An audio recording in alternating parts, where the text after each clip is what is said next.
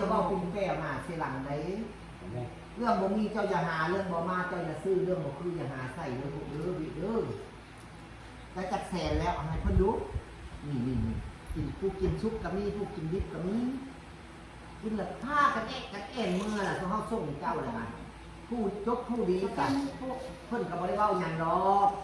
เพื่อตามทางจะรอบกล้องจะเที่ยวล่ะเพื่อตามใจคนอยู่แล้วแค่ผู้ตามใจคนนอนได้บ้านนี้ได้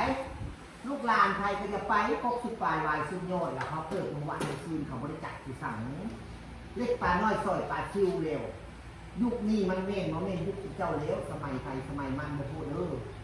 อีเวทีท้ออีเวทีของที่มือเจ้าอย่ามาตายหรือเบิ่งลูกเบิ่งเต้าของเจ้าหันรักษาจับกระม่อมจอมขวัญหันอย่าให้รุ่นปีรุ่นมือซอยเฮามาซอยเจ้าขนาดเฮาอยู่กับพุทธสุมาเขายังมาซอยล่ำจนปากโค้งอย่างไรเจ้ากับซิบซอยกับโบเม่กับเนาะเนาะใส่บ่วงเนี่ยตักใส่อ้าวพวกกินซุปกับกินพวกกินดิบกับกินมาอยู่มากินนี่มาผมป้าขัดไปเลยหามไปเลยหามไปเลยเมื่อตามท่านเจ้าล่องเมื่อตามกล่องเจ้าเกี่ยวเด้อใจดีใจกว้างระบายกับแหละใจดีก็ไม่นำสารใจกว้างก็ไม่ทะเลบ้านที่เอิ้นกันจะเป็นทานลูกบ้านเจ้าจะไปซอยเดินทางคนละสิ่งตาเว้นคนละหน่วยเลยมาสุมานี่เอาภาษาโซ่เนี่ยพวกเราเป็นภาษาโซ่เลยว่าภาษาโซ่วันโบนนั่นใส่เนี่ยคนนี้เที่ยเราชู้เด้อแบบเอาเด้อเอาข้าวเจ้าข้าวมันนิดเนี่ยรับมุกเมื่อกี้ในมือดูใหญ่นายกินใน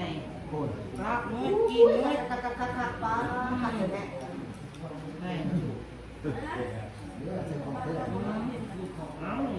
กินในอะไรกรอบอยู่โอ้โตไปใส่ขนาดเลยกัดเจ้าอาหารยังดีในลึกแอมลึกเลือดล่ะกาว่าอิ่มเกินแก้วนะแก้วว่าทั้งก้อนเจ้านี่ก็จู้เลยแก้วแล้วตั้งข้าวเอาคนชื่อนักเป็นโต๊ะเอ็มลึกเลยแก้วเราดูเรียบเซตเอ็มก็ยังมองอยู่แล้วเนี่ยนะแก้เนี่ยเรียบกรอบเรียบจีนนี่อ๋อหักหามเมื่อเนาะนี่ที่มีการหากระตุกกันพกกระแตงพวกเดือด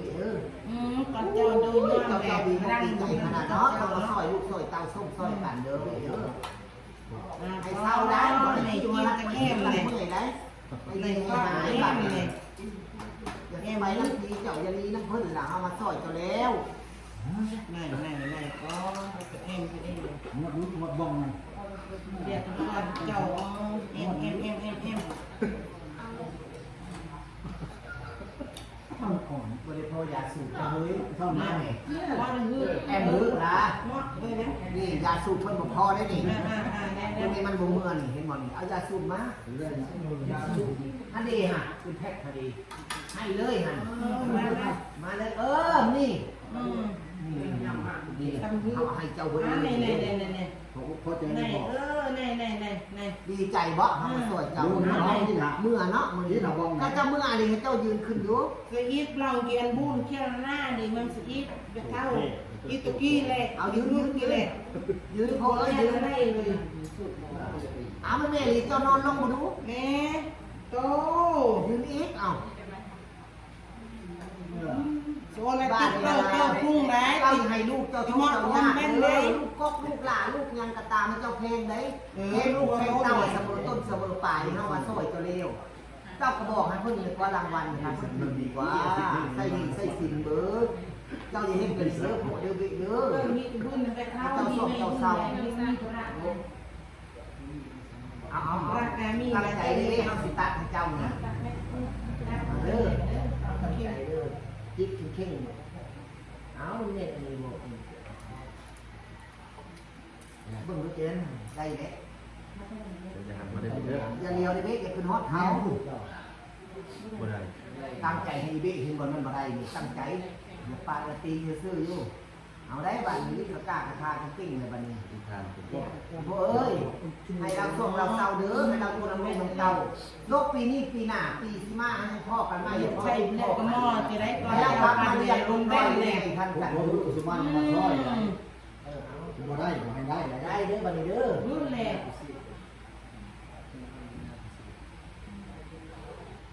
อยู่มะแบบนี้ไหมเขาอีกว่าถือกันแบบนี้ไหม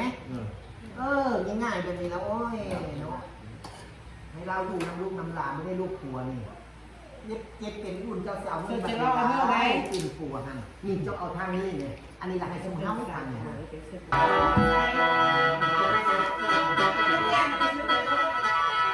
พายเมื่อละบ้าเมื่อวันแล้วตกปีนี้ปีหน้าปีสิมาบอยพอกันไม่ได้ดูพี่พ่อเงียบไปแล้วทั้งจะตายไม่ข้าเด้อคนนี้ผมมาให้มาสิกันหมดอีแมวเงียบไปแล้วข้ามือเว้นขึ้นมือเข่าท่านข้อเจ็บข้อไข่ใน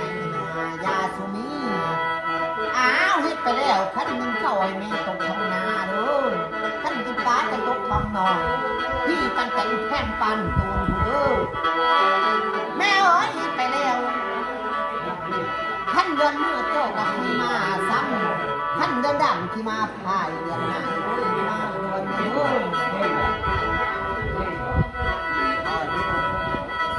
อีแม่เฮ็ดไปแล้วเมื่อละบ่ส่งดินนอกใต้ส่งพี่ให้ในโรงละบ่ละเมื่อละเนาะ